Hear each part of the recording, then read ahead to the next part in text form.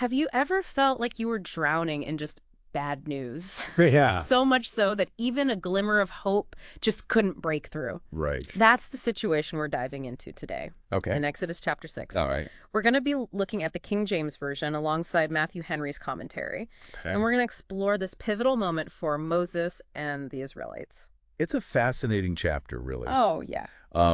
We see a powerful contrast between God's unwavering promise of freedom Yeah. and the people's struggle to even hear it. So God speaks to Moses, right? Yeah. And he doubles down on his promise to free the Israelites from Egypt. Uh-huh. But this time, he's emphasizing his power. Yeah. His strong hand, so to speak. And it's not just about the display of power. It's about the deeper meaning behind God's name, Jehovah. Yeah.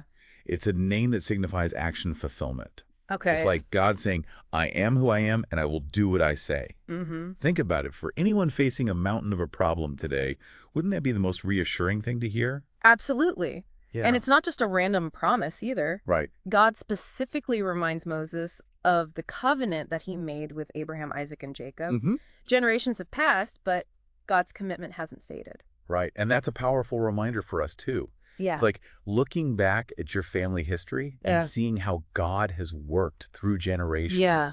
How he's remained faithful. Yeah. It speaks volumes about his character. Okay, so we have this incredible promise, We do. but then the story takes an interesting turn.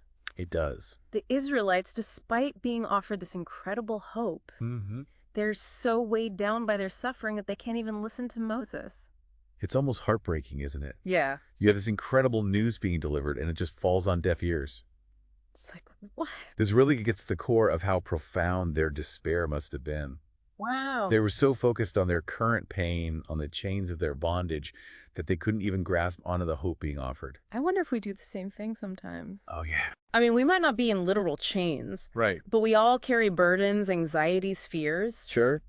Do those ever block us from seeing the good, from hearing the promises that are meant to uplift us? That's such a powerful question. Yeah. And it's something Matthew Henry touches on in his commentary. Okay. He talks about how discontent and fretfulness can actually rob us of the comfort and hope that are available to us. Wow. It's like we create these mental prisons for ourselves, Yeah. focusing on the negative to the point where we can't see the light. So God's reaffirming this promise, but what about Moses himself? Yeah. He's not exactly jumping for joy either, is he? No, not at all. Right. And I think this part of the story really resonates with a lot of people. Okay. God tells Moses to go to Pharaoh and demand the release of the Israelites. Right. But Moses immediately hesitates, claiming he's of uncircumcised lips. Yeah. It's a really interesting metaphor. When I first read that, it really struck me. It's not just about a speech impediment, right? Right. It feels deeper than that. Yep. What do you make of it? You're right. It goes beyond just physical speech. Okay. It's about feeling inadequate, unworthy to carry out God's will. Okay. It's that feeling many of us get when we're faced with a big task. Right. The self-doubt creeps in and we think, who am I to do this? I'm not good enough. It's like stage fright, but on a spiritual level. Yeah. Public speaking is scary enough for some people, Right. but imagine having to confront a powerful ruler like Pharaoh. Exactly. Oh my goodness. And it's important to note that God doesn't dismiss Moses' feelings. Yeah. He acknowledges them and works with him despite them. This shows us something really beautiful about God's character. Okay. His patience and willingness to meet us where we are. So it's not about being perfect or having it all figured out before we step into what God's calling us to do. Exactly. It's about being willing to move forward despite our perceived limitations, Yeah. trusting that God will equip us along the way. Okay. Now, this brings us to another detail that might seem a bit out of place at first. The genealogy of the chapter dives into this detailed list of Moses and Aaron's lineage, tracing it all the way back to the patriarchs. It's like boom family tree time. Right. But honestly, why? Yeah. Why is this important in the grand scheme of things? It can't be just for record keeping. You hit the nail on the head. Okay. It's about establishing their legitimacy, Okay. showing that they're not just random guys off the street. Right. By connecting them to the patriarchs, the text reinforces this idea of divine appointment.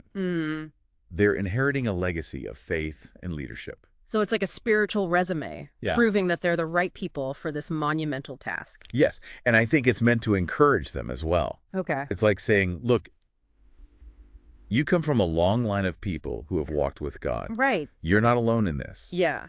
And despite their doubts and anxieties, they're stepping into a role that's been prepared for them. Mm. A role that's bigger than themselves. So we have this amazing promise, but we also have the Israelites drowning in despair. Right. And Moses wrestling with self-doubt. Yes. But the story doesn't end there, does it? It does, and despite everything, God gives Moses and Aaron a direct charge to lead the Israelites out of Egypt. So even with all the human drama, the divine plan is still in motion? Precisely. But here's the interesting thing. Okay. Even after receiving this clear directive, we see Moses express his doubts yet again. He's still stuck on those uncircumcised lips, huh? He is. You'd think by now she'd have a bit more confidence. Well, this repeated expression of doubt really highlights something important about the human experience. Okay. Even in the face of divine intervention. Right. Doubt can be persistent, and overcoming it is a process, not a one-time event. It makes you think about those times when you've prayed for a breakthrough, and then you start second-guessing everything. You wonder if you heard God correctly, if you're really up to the task. Sure. It's almost like human nature to doubt, even when God's hand is clearly at work. You've hit on something really insightful there. Yeah.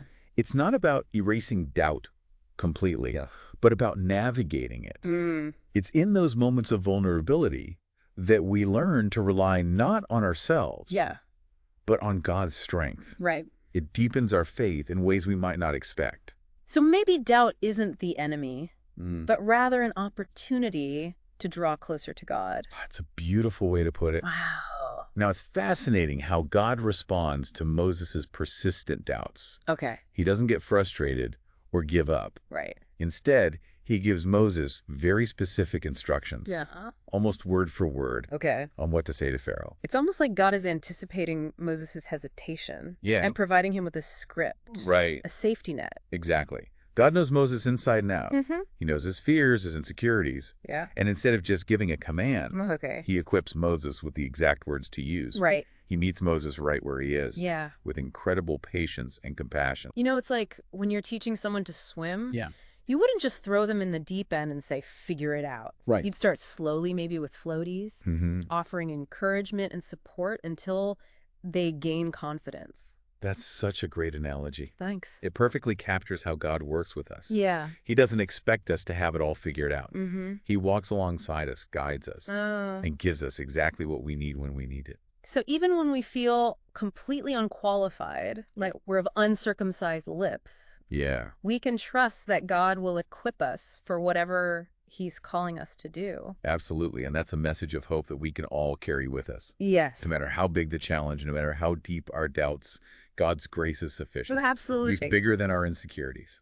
That brings us to a key point Matthew Henry highlights in his commentary. Okay. He talks about the importance of recognizing our own limitations and leaning into God's strength. He also points out the power of obedience. Even in the face of uncertainty, Right. Moses eventually does obey, even though he's still wrestling with his doubts. Right. He doesn't let fear paralyze him. And that's huge, right? It is. Because obedience isn't always easy. No. Especially when it requires stepping outside our comfort zones. Right. But it's crucial for our growth. Yes. For moving forward in our faith journey. It's like taking that first step off a diving board. Oh, yeah. You might be scared. You might doubt your ability. But once you take that leap, you experience a whole new level of freedom and exhilaration.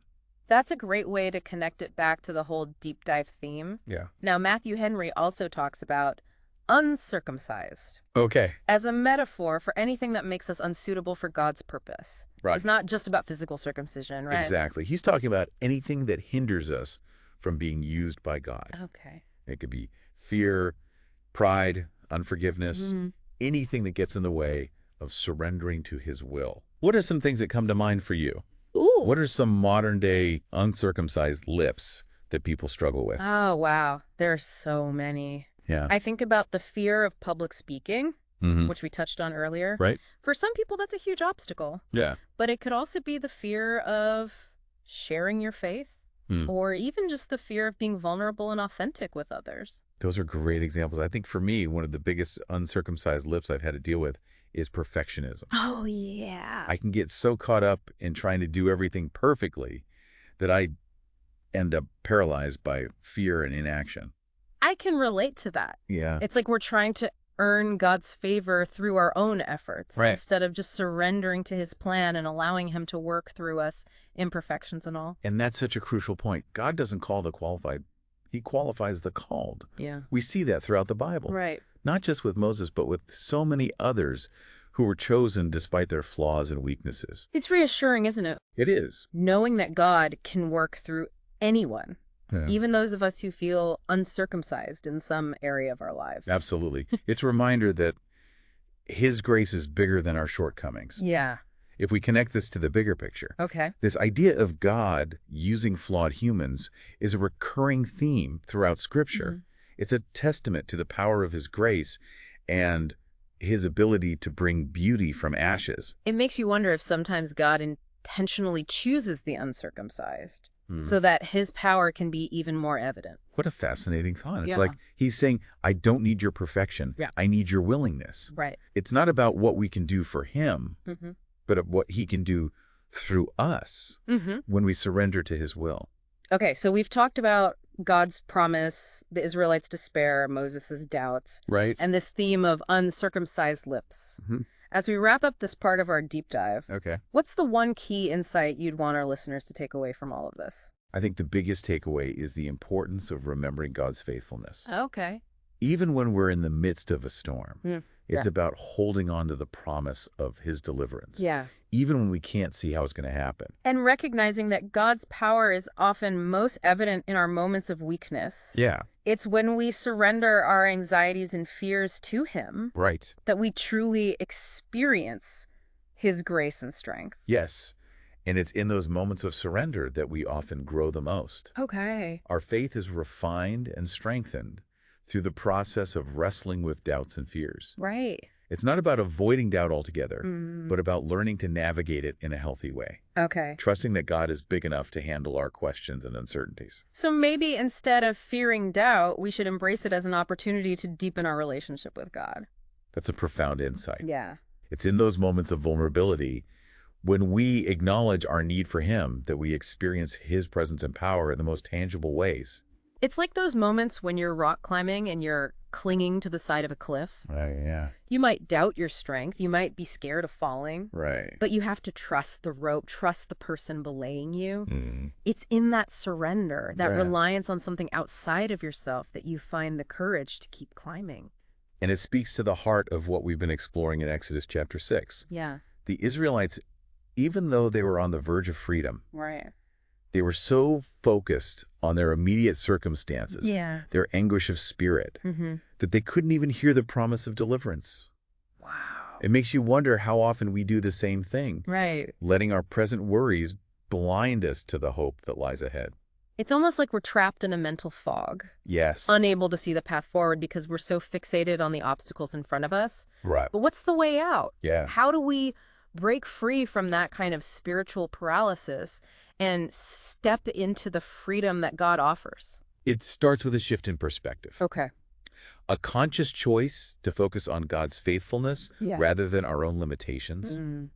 Think about it. If God can keep a promise across generations, like we saw with Abraham's descendants, then surely he can be trusted with our present worries and anxieties. It's like choosing to trust the GPS. Yes. Even when the road ahead looks unfamiliar or uncertain. Exactly. We have to believe that it's guiding us to the right destination, even if we can't see it yet.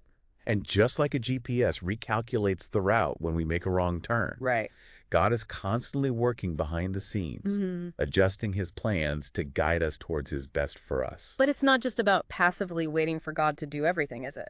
You're absolutely right. It's about choosing obedience even when we feel afraid or uncertain. Right. It's about taking that step of faith. Yeah. Knowing that God will meet us there. Okay. Think about Moses standing before Pharaoh. Yeah. Can you imagine the fear he must have felt? I can only imagine. Confronting the most powerful ruler in the world, knowing your life could be on the line. That takes an incredible amount of courage. Oh, yeah. And yet, despite his trembling hands and uncircumcised lips, Moses obeyed. He spoke the words God gave him, trusting that God would work through him. Wow. That's the challenge I leave you with today. Okay. What uncircumcised areas of your life are holding you back from experiencing God's fullness? What fears or doubts are preventing you from stepping into the freedom he offers? Right. Are you letting your present worries cloud your vision of the future he has for you? Remember the Israelites standing on the brink of freedom, yet so blinded by their suffering that they almost missed it? Don't let that be your story. Choose to believe, choose to trust, choose to obey. Yes. And watch as God's power unfolds in your life in ways you never thought possible. Absolutely. Remember, he is Jehovah, the God who acts, the God who fulfills, the God who makes a way where there seems to be no way. That's it for our deep dive today. Thanks for joining us on this incredible journey through Exodus chapter 6. It's been a pleasure. Until next time, keep seeking, keep exploring, keep diving deep into the truth that sets us free.